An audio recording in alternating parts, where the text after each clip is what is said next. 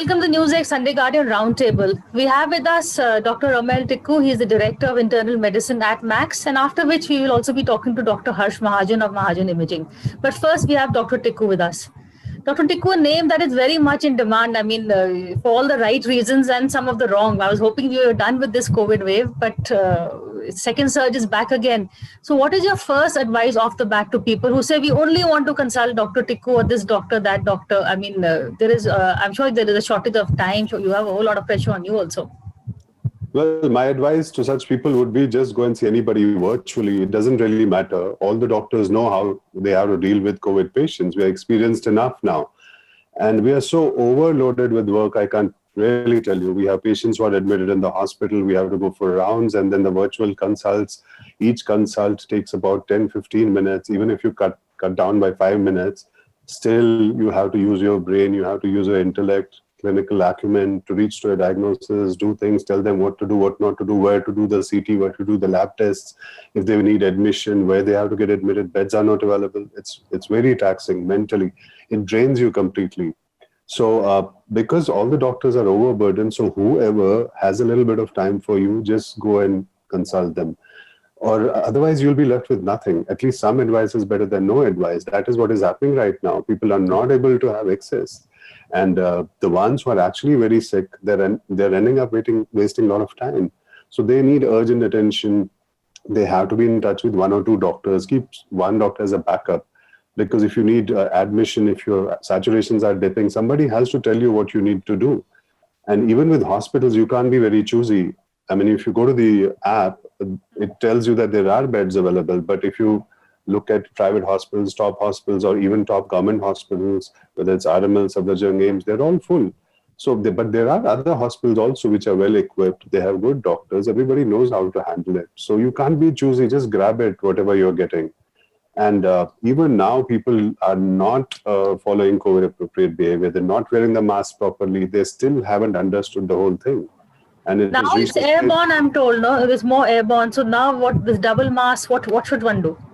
See, airborne, which basically means we've always been saying this, that if you're in a closed environment, enclosed spaces where you don't have too much of ventilation, it's a small room, crowded, too many people there, and one of them is infected, and if he coughs or sneezes, the aerosols will be in the air. And if you happen to be there and if you breathe the same air, you'll get infected. Airborne does not mean that it's everywhere in the air. If you go out on the road and if you breathe in, you'll get it. That's not what it means. But that's why we always say that the spaces should be ventilated. Keep your doors, windows open so that the air can flow across. But airborne does not actually mean that it's in the air and anyone can get it. I have a list of questions for those who say cannot reach you, or this is a video that I would be putting out in RWA groups, on social media, on our channel also, to answer the basic questions that one asks you, so also to save you the hassle of repeating the questions. Those who can't reach you would want to know these answers. So supposing they show the symptoms of COVID, which is, show the oxygen, what are the first symptoms to show that you have COVID? I'd rather you tell us.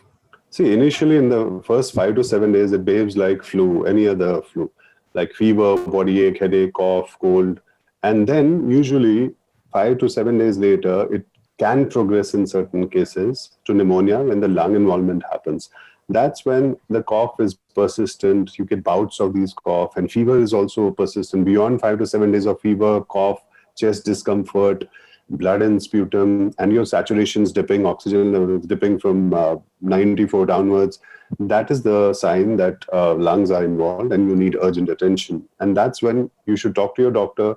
Maybe you need a CT scan. Maybe you need an admission. Maybe you don't even need an admission, because if it's a mild pneumonia, there is shortage of beds. You can be treated at home also. If your saturation is less than 90%, then obviously you need to rush. But 90 to 94 is a gray zone where sometimes you can be treated at home. If the beds are not available, you can have oxygen there. You can have intravenous steroids. You can make a sort of a mini ICU if beds are not available. Ideal situation is that you should be in the hospital. So initially, in most of the cases, after 5 to 7 days, it just vanishes, goes away. The symptoms have gone. You are better, no fever. But in 20 to 30%, it does progress. And in those patients, this is what happens. Persistent fever, cough, chest discomfort, and that's when you need urgent attention. And don't rush and get CT scans done on the first, second, third day, because that's not when it shows up. in the CT scans, and pneumonia doesn't develop so soon. It happens after 5 days, at least after 5 days. So till then, you have to also do the blood tests, or maybe repeat a PCR test if your first one is negative. We're seeing a lot of negative tests now also. So blood tests, repeat PCR, CT scans. When to do the CT scans? You have to do it at least after 5 to 7 days. You need expert opinion for this. Don't go by WhatsApp forwards that just because some friend had it and he did it on second, third day, you also do it, or somebody's telling you have steroids. Now they're starting steroids from day one, which is not how it should be. It increases the viral load initially. So steroids come much later, once you have lung involvement, once you have desaturation, you're breathless, you have persistent cough. That's when you need steroids. So it can do more harm than good if given early on in the disease. I mean, the doctor is the best judge. He will tell you what you have to do, what you don't have to do. And don't panic. Just be in touch with your doctors. Just keep a track of your oxygen saturation, temperature. Do the blood test every 3-4 days. If the blood test show up something, inflammatory markers are high. If you're clinically, you have fever ongoing beyond 5-7 days, that's when you do a CT scan. And if it shows mild pneumonia, it can still be treated at home. If it's moderate to severe, you should be in the hospital. So that is my advice to people. And if you just have the symptoms of temperature and a little bit body aches here there, but oxygen levels have not fallen below 94, just paracetamol works. That's what some doctors are saying. No, you have. We do give antibiotics also, azithromycin, doxycycline, ivermectin. There are many drugs which we use. We really don't know how much it helps, but something is better than nothing. We have to give them some medicine because there's no specific medicines. And initially, what works best, according to me, is the antiviral medicines. Favipiravir, this is what we give initially, and that antiviral medicines work best in the first week. And even remdesivir is given in the hospital, but it's given much later. Though ideally, it also works best when given initially, but IV medicines can't be given at home. So initially, first few days, it's basically antiviral medicines and symptomatic treatment. Steroids, antibiotics come much later, beyond 5-7 days. So initially, you have to give it time, maybe do blood tests, keep a track of inflammatory markers, so that you know that it's progressive and I have to do a scan or I have to get in touch with a doctor at the right moment. If your timing is very important. If you're late, then you'll miss the bus. You'll end up getting a pneumonia, and if you're not treated, you're not given steroids, it will end up with a big mess. And then you'll be running around for beds, and which is happening with most of the people. And some people think, I just have fever, it's a viral, mere ko to hota rehta. That's not how it is. Every fever is suspected COVID right now, unless proven otherwise. You have to get, even when your test is negative, you could still be having COVID because the sensitivity of PCR test is 80%. So you still miss out on 20. It's not that the negatives are more now, false negatives. It's just the proportion of patients. Earlier you had 100, now you have 500. So naturally there will be more false negatives. That's what we are seeing right now. Also, given the fact that tests are so, there's such a pressure on tests, it will take 3 days to get your test, another 3 days to get the result. Should we wait for the test? If we have the symptoms, should we immediately anyways contact a doctor and get some medication going? I think you should just right away do the test, because you'll end up anyway spending 1 or 2 days in figuring out from where to do it, and then the report comes later. So do it on day one. There's nothing like you have to wait, because time is very important. The sooner you know it, the sooner you will isolate yourself. You will not spread it to the family members, friends, wherever you're going, workplace. And you get the treatment also sooner. And you do the blood test. You know where you're heading. So there's nothing like wait. If you have fever, flu-like symptoms, do it on day one only. And maybe if it's false negative and if the disease is progressive or persistent, then you do a second test. And if you still can't figure out whether it's COVID and you still have symptoms, then do a scan maybe 5-7 days later. Now that you've read about the shortage of medicine, especially favipiravir, remdesivir, of course, is prescribed by the hospitals. But favipiravir off the counter, we are not getting it. Are there any alternatives that you can suggest? There's no alternative. You get many brands of favipiravir, but whichever brand you get, if it's available, I think there's too much of hoarding which has happened. And I don't know how they're able to manage that, but a lot of people have kept it at home, which I'm aware of, because my patients tell me that I have it. I bought it some time back. That's not what they should do, because they might actually not need it. And somebody who really needs it is not getting it. And apart from that, it's got to do with the fact that so many people have been infected at the same time. There might actually be a shortage. If there's a shortage of ICU beds, oxygen, obviously, so many people, there's an exponential increase in the numbers. A couple of weeks back, we hardly had COVID patients. And now it's like 25,000, heading towards 30,000. It might be more. And that's why the government had to enforce this lockdown now for a week. Because if we don't do it, then I don't know, maybe your system will collapse the way it did in Italy, New York. It happened all over the world in the first wave only. But this is what we need. Restrictions right now are badly needed. One, it breaks the transmission of infection. And second, it gives you time to form a strategy to ramp up this infrastructure, get some more ICU beds. And that's what we need right now. At least 1 week will give us that much time. And the government has to decide later on, depending on the situation at that point of time, do they want to extend it, not extend it. And the best part is that essential services will be on. Your groceries, your pharmacies, and COVID patients can go for their scans, for blood tests. Hospitalized patients can go to the hospital. It's not that it's a total curfew, nobody can walk on the road. But it's an enforced sort of social distancing, which is badly needed at the moment. There's also some WhatsApp forwards, two of them that I really like you to address. Some people are saying that, anti-inflammatory inhalers, anti-asthma inhalers, budesonide, or whatever the name is. Yeah, budesonide, yeah. Is that something? There are inhalers, but you don't have to use them prophylactically unless you are an asthmatic, or if you're having wheezing, or post-COVID, you've had lung issues in breathing, you have wheezing, you have persistent cough, then only you need it. There's nothing like prophylaxis. There's nothing like having an inhaler just if you're healthy. Otherwise, it doesn't really help you. There's no role of that. Unless you have an ongoing chest issue, or if you're an asthmatic, then better to start it early enough. Even if you're an asthmatic and you had a cough, cold, maybe it's flu, maybe it's not a COVID, but start it early enough, because the tendency for these viruses is to eventually progress to the lungs.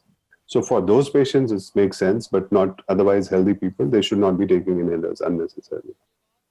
And one more question. If you don't have access to oxygen, there's also a shortage of oxygen. Now somebody's saying, lie on your stomach, do some deep breathing exercises. Is there something that what are the exercises you tell someone? And if you immediately don't get oxygen, what should one do?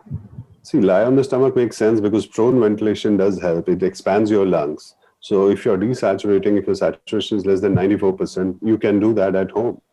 But how long can you do all that? I mean, it's basically buying time. Even getting oxygen, people are buying oxygen concentrators and stuff like that, but that's not the treatment. That's again a stopgap till you reach the hospital. But at least something you're getting, making you comfortable. So till then, if you have access to nurses at home, if you can involve some home care team, which makes a mini ICU at home, gives you oxygen, intravenous steroids, antibiotics, keeps a track of your health, at least you're being taken care of. But ideal situation is that you should be in the hospital, because you won't get remdesivir, you won't get plasma, the doctors won't be there, because every moment your clinical condition keeps changing, and you have to do frequent blood tests. But what do you do if you don't have a bed?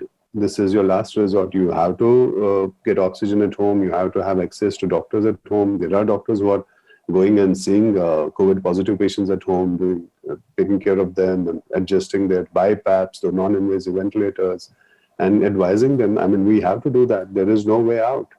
But now they've increased the number of beds, hopefully, and with the enforced lockdown, now enforced social distancing should help to reduce the numbers. Otherwise, the way things are going, eventually the system might collapse. How dire is the shortage of remdesivir? Well, I'm not aware of that, because in our hospital, I haven't faced that issue with my patients. But I'm sure there must be a shortage, because that's what is being written and spoken about. I've seen it on TV. There must be a shortage because so many people need it right now. So they're increasing the manufacturing. I read it yesterday. The government is increasing the manufacturing. See, the problem is that when so many people fall sick at the same time, there will be shortage of things. So that is why we always used to say that if there's an exponential increase, the system will collapse. That is what happened abroad. And we can't always blame the government. I mean, if it happens in like 10, 15 days, what can you do? Obviously, they have to work towards it, and that's what they're doing. But nobody expected that it will be this bad. We thought, yeah, there will be a second wave, but not. This is like a disaster. And the vaccinations, they're not able to handle the new mutation. Is that how true is that? Well, that's not the case. We've inoculated, 12 crore, more than 12 crores, but majority of them have had just one dose. I think around 10 crores, more than 10 crores. So it doesn't give you enough protection. So, and vaccines are not foolproof. They're not 100% efficacious. The ones which we are using are 70 to 80% efficacious. And that only after 2 weeks post the second jab. So majority of people have just had one jab, and you can't blame the vaccines. But the best part is that in my experience, the ones who had at least one jab, they're not getting that severe disease. They're getting it, but the proportion is much lesser. And the ones who had two, they're definitely having a very mild disease. The doctors who've got it, majority of them have been inoculated with two jabs, and they're not having severe disease. They're not needing hospitalization, at least 90% of them. So that way the vaccine helps. So there should be no hesitancy. Vaccination is the ideal thing that will always pull us out of this. Maybe the benefits of vaccine will come much later, 6 months down the line, because right now it's 10 crores. We need to at least inoculate 70, which will take at least 6 months to 1 year. Thank you so much, doctor. Stay safe and stay sane also for all that you're doing. For more such videos, subscribe to the NewsX YouTube channel, hit the bell icon.